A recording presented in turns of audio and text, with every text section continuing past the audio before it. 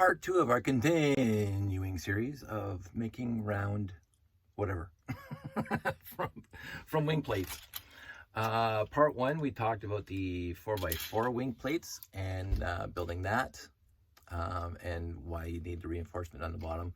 The key factor to the 4x4 and the 4x8 wing plates is you have to cover this hole overall. It makes everything stronger. So also on this one, the 4x4, I used the 1x4 hinge brick. On this one, we're going to talk about the 1x4 hinge plate, one of my favorite parts. And I actually took the picnic orders and ordered a bag of them. So I have a 1x4 bag of hinge plates.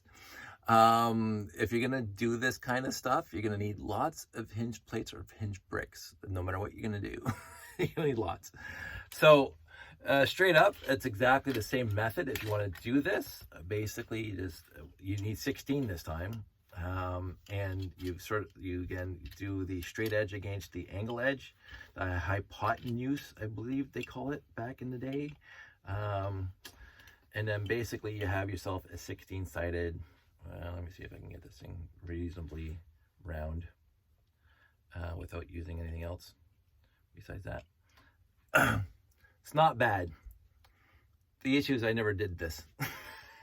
I never used it this way because I wanted to build the front of the space station, and you can see it here, and you can see it here. There's a half round, and this is a full round.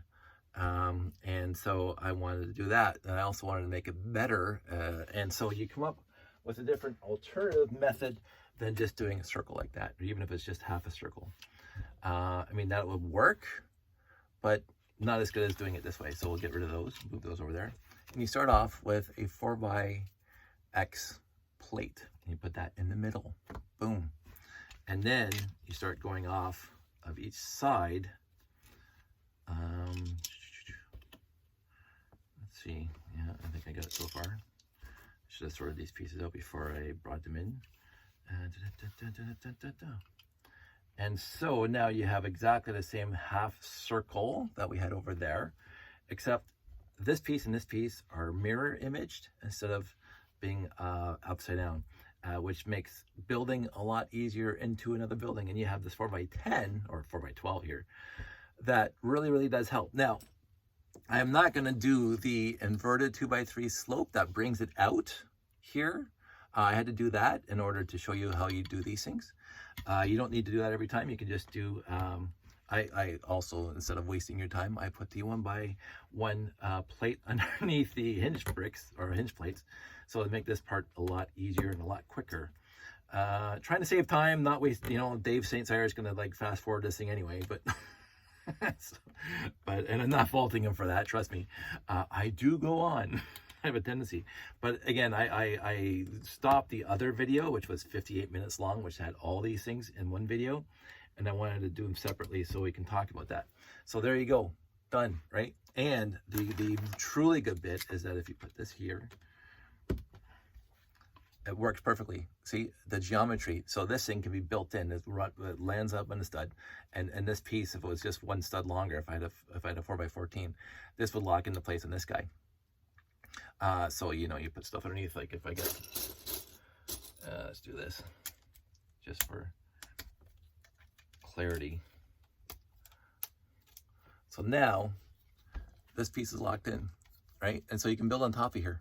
And again, these are 1x4 hinge plates. You can use 1x4 hinge bricks here. There's no stress on this thing, but this thing does stay flat. And so if you want to put this in the building, you have to find some way of tiling this to make it rigid enough, strength enough, so when you push down anything, because if you push down them now, they're going to pop out, right? That's what's going to happen. And what I normally do is I put a chair here and a console there. Now, if you just do it this way, you can just put windows on top right there. You have to go out 2 more studs if you want to do this, right? Which is what I did on my layout. You can see exactly that I went out 2 more studs to put in the canopies, right? On both sides. But if you don't want to do that, and you just want a straight up and down, just get 4x windows and put them on right on there, and then you're done. And then you just have to build something underneath, locked in with the centerpiece and locked in with this piece. because again, the this wing plate and this wing plate, you can stud that into whatever you want. And this piece stud in, so it reinforces. But then you have to put tiles over on this side somehow to support these guys if you're like pushing down on them. This was a big moment for me when I found that out. That it was strong enough and good enough, and even you can fill in this gap here. And I filled in those gaps on both sides with 1x4 plates as well. But I did tile everything. So I like that. It was easy to do it. And the other thing is, right now, this whole idea of putting a straight or basic plate in the middle, 4x plate in the middle, and then having the wings come off of that, you can do the same thing with this thing. And what I've done before is I've done a 4x plate coming through the middle and being the gantry going back to a space base, and then doing the exact thing here.